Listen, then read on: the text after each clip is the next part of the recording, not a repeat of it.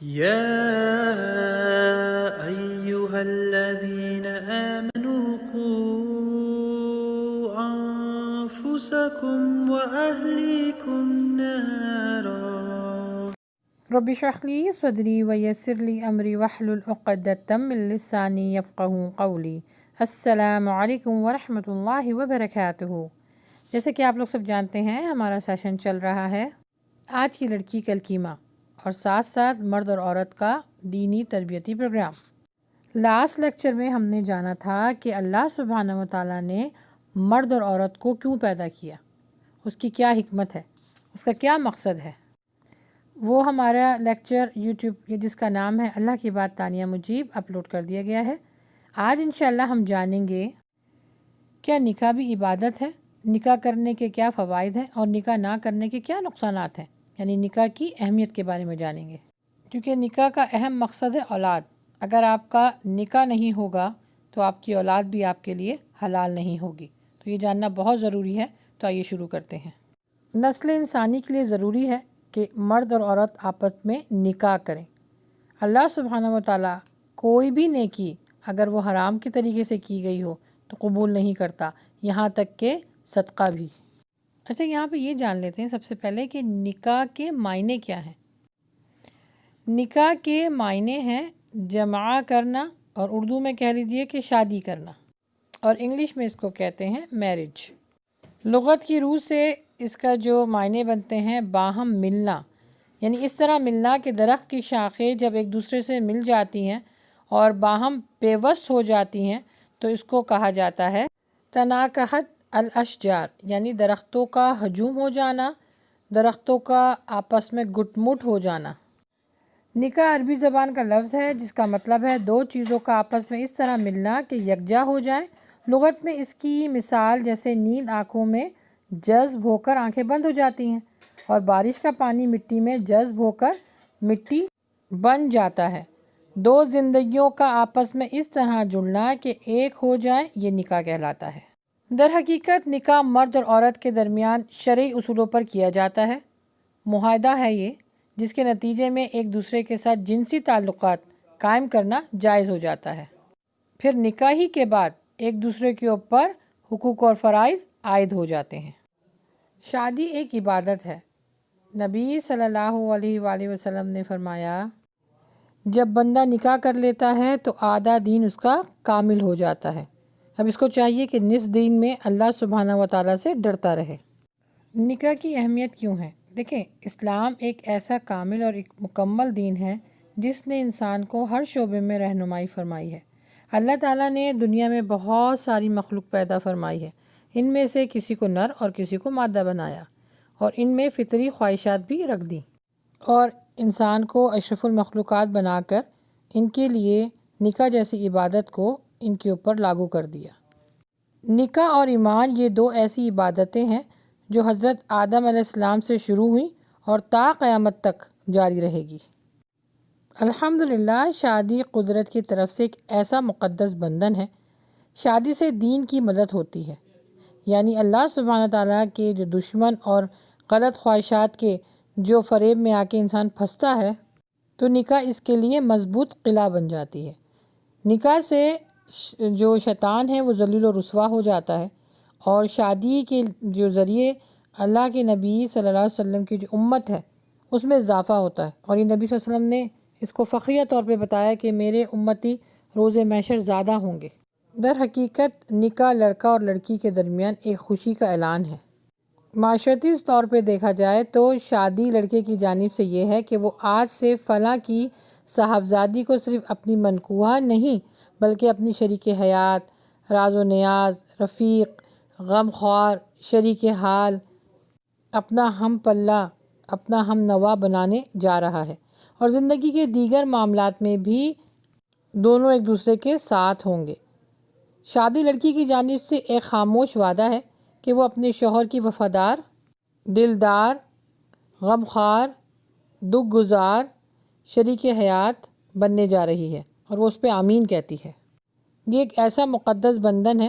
اس مبارک اعلان اور مضبوط وعدے کے سماج کے تمام افراد کو گواہ بنایا جاتا ہے۔ شادی کے سلسلے میں ہر ماں باپ کا یہ ایک اہم فریضہ ہوتا ہے کہ وہ اپنے صاحبزادے کے لیے خوش اخلاق، نیک کردار اور اعلیٰ ظرف، سلیقے مند، بالکل اسی طرح والدین اپنی لڑکی کے لیے بھی یہی خواہش رکھتے ہیں کہ لڑکا خوش اخلاق ہو، ایماندار ہو، وفادار ہو، وفاشار ہو، ذمہ دار ہو، روزگار ہو اس کے پاس، اور مذہب اس کا دین اسلام ہو۔ تو یہ سب چیزوں کو، کردار کا اچھا ہو، سیرت کا اچھا ہو، یعنی دونوں طرف سے ایماندار ہونا اور مسلمان ہونا یہ شرط ہے۔ یہی کامیابی ہے آپ کی زندگی کی۔ سورہ نساء میں نا اللہ سبحانہ تعالیٰ نے جو فرمایا ہے کہ اے ایمان والو مجھ سے ڈرو، اور اس کے بعد فرمایا ہے کہ تمہارے جن سے ایک عورت پیدا کی گئی، یعنی پوری کی جو آیت ہے اس کی تفسیر ہے۔ اس میں جو پہلا والا جو پارٹ ہے کہ اے ایمان والو مجھ سے ڈرو، اللہ سے ڈرنے کا مطلب ہے کہ جب آپ اپنی ازواجی یا پریکٹیکل لائف میں قدم رکھتے ہیں تو وہاں پر آپ سچ بولیں، سیدھی بات کہیں، ایک دوسرے کی خامیوں اور خوبیوں کو ایکسیپٹ کریں۔ یعنی میاں بیوی کو ایک دوسرے کا لباس کہا گیا ہے کہ ہر اچھی بری عادتوں کو ایک دوسرے کے لیے تانا نہ بنائیں بلکہ اس کو ایکسیپٹ کریں۔ دیکھیں زبان ایک ایسی خطرناک چیز ہے کہ اس سے گھر بنتے بھی ہیں اور بگڑتے بھی ہیں۔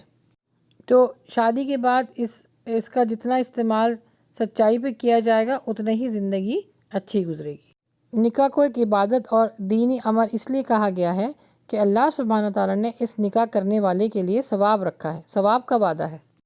ثواب یہ اجر اس لیے ہے کہ انسان نکاح کرنے کے بعد گناہ سے بچا رہتا ہے۔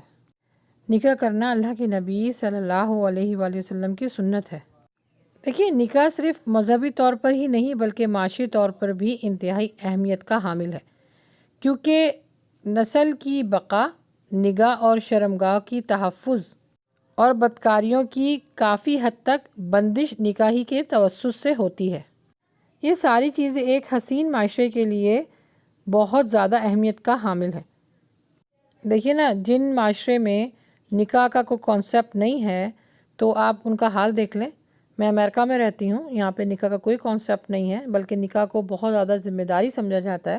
تو گرل فرینڈ بوائے فرینڈ کی جو ایزی ریلیشن شپ ہے اس کو اختیار کر لیتے ہیں کیونکہ اس پہ کوئی ذمہ داری نہیں ہے، وہ کوئی کانٹریکٹ نہیں ہے۔ اور اللہ معاف فرمائے، اب یہ آہستہ آہستہ ہمارے معاشرے میں بھی سرایت کرتا جا رہا ہے۔ میرے پاس کچھ خواتین کے میسیجز آئے اور انہوں نے کہا کہ ہمارے بچیاں جو ہیں وہ شادی کرنے کے لیے تیار نہیں ہوتے۔ میں نے ان سے پوچھا وجہ کیا ہے؟ تو وہ یہ کہتے ہیں کہ ہم نے اپنے آباء و اجداد کو دیکھا، شادی کے بعد لڑائی جھگڑا، مسئلے مسائل، پریکٹیکل لائف بہت مشکل ہوتی ہے، اس لیے بہتر یہ ہے کہ شادی نہ کرو، اچھا کماؤ اور اپنے آپ کو خود ہی جو ہے وہ برداشت کرو یا خود ہی گزارا کرو۔ کسی دوسرے کی ذمہ داری کو اٹھانا بہت مشکل کام ہے۔ اب یہ کانسیپٹ پایا جا رہا ہے، تو جب اگر جس معاشرے میں یہ کانسیپٹ آ گیا تو جیسے غیر مسلم جو ہے بے روی کی طرف جا چکے ہیں، اللہ نہ کرے مسلمان بھی اس طرف اگر چلے گئے تو آخرت میں ان کے لیے خسارہ ہی خسارہ ہے۔ اچھا اس دنیا میں بھی ہے، جو لوگ ناجائز تعلقات رکھ کر اپنی زندگی گزارتے ہیں ان کی زندگیوں میں کبھی سکون نہیں رہے گا، نہ ہوتا ہے۔ ایسی حرکتوں پر اور ایسے معاملات پر قومیں مٹ جایا کرتی ہیں اور تہذیب ختم ہو جاتی ہے، سکون برباد ہو جاتا ہے، سکون نام کی چیز کسی کے پاس نظر نہیں آتی۔ اور اللہ معاف فرمائے، المیہ اب یہ ہوتا جا رہا ہے کہ جو غیر شادی شدہ ہیں ان کا تو ایک ریزن سمجھ میں آتا ہے، جو شادی شدہ ہیں نا وہ بھی اس طرف جا رہے ہیں، یعنی اپنے گھر میں بیویوں کو رکھنے کے باوجود جو ہے وہ غیر عورتوں سے تعلقات قائم کیے ہوئے ہیں۔ کتنے ہی میرے پاس میسیج آتی ہیں، بچیاں پریشان ہوتی ہیں کہ ہم کیا کریں۔ پھر ایسے لوگ جو ہیں وہ انسان تو نہیں ہیں، پھر وہ جانور ہیں، جہاں منہ لگایا، جہاں دل چاہا وہاں منہ لگا لیا۔ تو جب خاندانی نظام تباہ و برباد ہوتے ہیں تو پھر کیا اس میں کیا رزلٹ آتا ہے؟ خودکشی، ناچاکی، نا اتفاقی، پھر بیوی میاں کو قتل کر رہی ہے، میاں بیوی کو قتل کر رہے ہیں، خودکشی عام ہو چکی ہے۔ میں یہ سمجھتی ہوں میاں بیوی اتنا پیارا رشتہ ہے، اتنا گیو اینڈ ٹیک، محبت والا، سکون والا رشتہ ہے۔ اللہ سبحانہ تعالیٰ فرما رہے ہیں نا کہ اس رشتے میں ہم نے سکون پیدا کیا ہے۔ اب یہ ہماری ہی کم عقلی ہے اور ہماری ہی ایک طرح سے بد نصیبی ہے کہ اس رشتے سے ہم سکون حاصل نہیں کر پاتے، اور اس کی وجہ کیا ہے؟ دین سے دوری، لا علمی۔ اور اسلامی پوائنٹ آف ویو سے نکاح کی اہمیت کا اندازہ اس بات سے لگایا جا سکتا ہے کہ ہمارے نبی صلی اللہ علیہ وآلہ وسلم اور دیگر رسول سب نے نکاح فرمائے اور اپنی ازواجی زندگی کو اہمیت دی، اور الحمدللہ 4 ایسی سنتیں ہیں جو ہر پیغمبر، ہر رسول نے کی، اللہ سبحانہ تعالیٰ نے ان سے کروائی، حیا کرنا، عطر لگانا، مسواک کرنا اور نکاح کرنا۔ شادی کی اہمیت یعنی نکاح کی اہمیت کے ساتھ ساتھ نکاح کرنے کے فوائد بھی بہت ہیں۔ اس میں سے 5 میں آپ کے سامنے ذکر کرنا چاہوں گی۔ سب سے پہلے کہ اولاد کے حصول کے لیے نکاح کیا جاتا ہے، شہوت کو توڑنے کے لیے، نگاہ اور شرمگاہ کی حفاظت کے لیے، اور گھر کے معاملات کو، اس کے انتظامات کو چلانے کے لیے۔ نکاح عزت کا ذریعہ ہے۔ جس طرح لباس زینت ہے نا، اسی طرح میاں بیوی ایک دوسرے کے لیے زینت، سکون، عزت کا باعث ہے۔ یہ اتنا پیارا رشتہ ہے کہ اللہ سبحانہ و تعالیٰ نے اس رشتے کے لیے جنت بنائی۔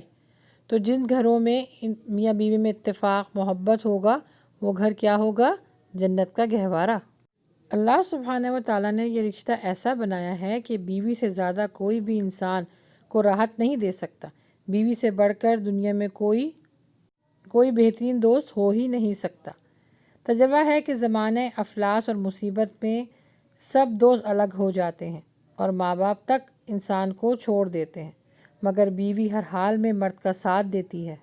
اسی طرح بیماری میں جس طرح بیوی سے راحت پہنچتی ہے، اس طرح کسی سے یعنی ماں باپ سے بھی نہیں پہنچ پاتی۔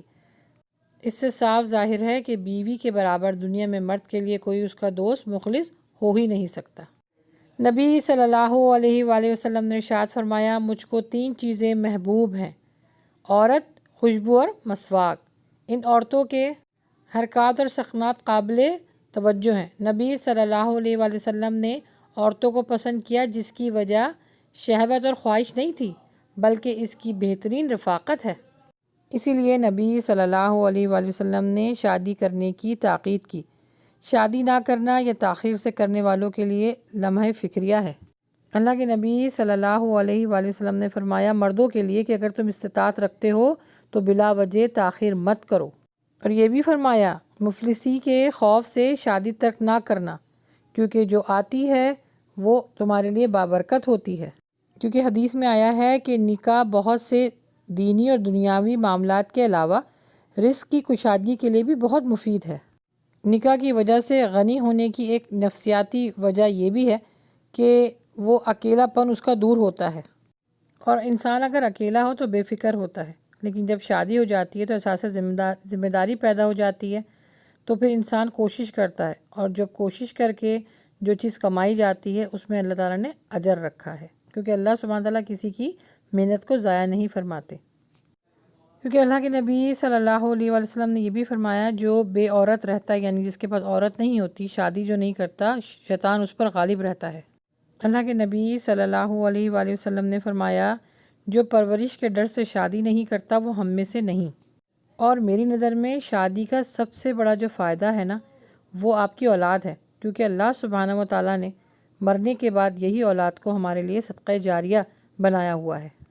جن ماں باپ نے اپنی اولاد کو دین کی تربیت دی، دنیاوی اعتبار سے ان کو پازیٹیو وے میں پالا، تو وہ آخرت میں ان کے لیے نجات کا ذریعہ ہوں گے، وہ صدقہ جاریہ ہوں گے۔